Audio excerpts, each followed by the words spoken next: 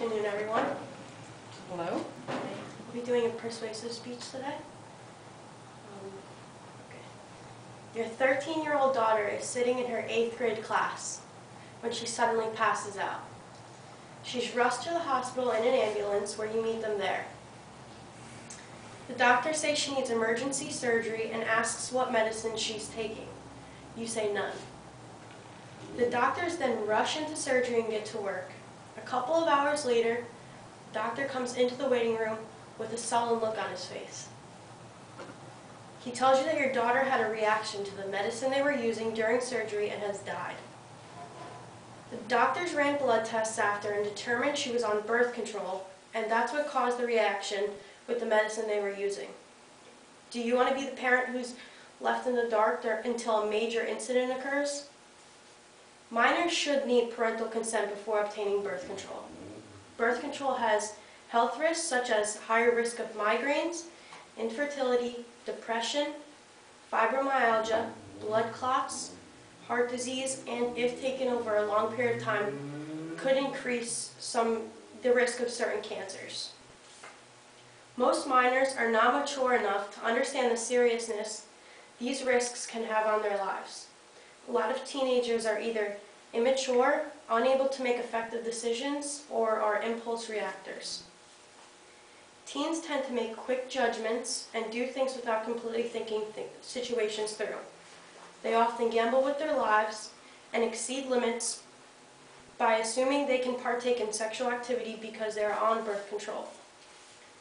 Birth control offers a false sense of security because it does not prevent against STDs. Nor will they realize that there are many factors that can cancel out the effectiveness of the pill, like taking antibiotics.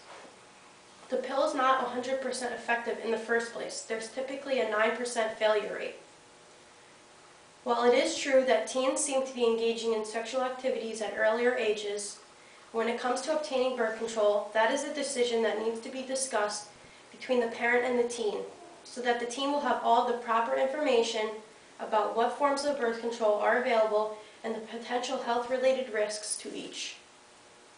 According to MarcatorNet.com, Texas is just one of the 2 American states in which parental consent is mandatory before state-funded contraception can be provided to minors.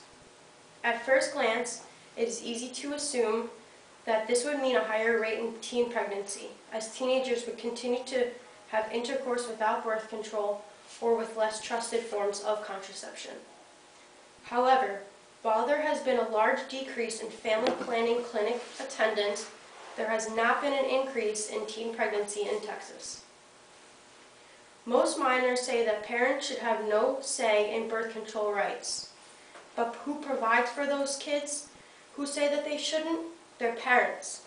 Their parents buy them food, clothes, and put a roof over their head. Their parents still support them, so they should have a say in what medicines or contraception their child is taking.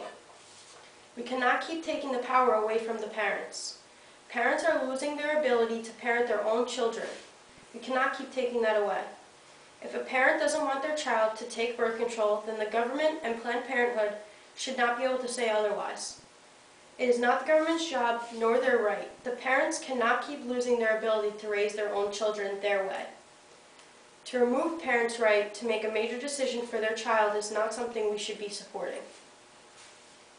Parental consent is a must when it comes to minors. After all, they're not allowed to vote or perhaps even drive a car. But they're acting in a way that can bring a whole new life and a lot of responsibility into this world. If a teen thinks that they are mature enough to engage in sexual activity, then they should be mature enough to tell their parents about what kind of birth control they're taking.